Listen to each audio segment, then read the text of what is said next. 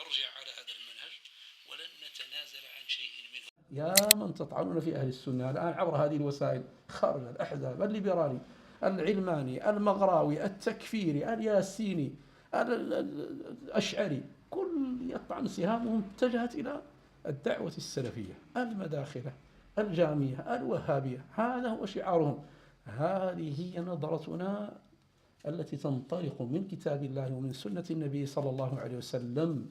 ومن أراد أن ينتقد فلينتقد بحق وليأتي بالدليل على التخطئة، فإنه إن قام الدليل على قول من الأقوال تبين الخطأ فيه فنرجع ونحن صاغرون. لكن أن يستجاب لأهوائكم ولأفكاركم ولمناهجكم المنحرفة على ما أنتم عليه فقولوا ما شئتم، وبيننا وبينكم المقابر ولا ينصرن الله من ينصره، وبيننا وبينكم الجنائز ولا ينصرن الله من ينصره. فوالله لن نرجع على هذا المنهج ولن نتنازل عن شيء منه، وستستمر بيننا وبينكم المواجهة لكشف عواركم ولبيان ما أنتم عليه من الفساد في الاعتقاد وفي المنهج وما تنشرونه من سموم في الأمة.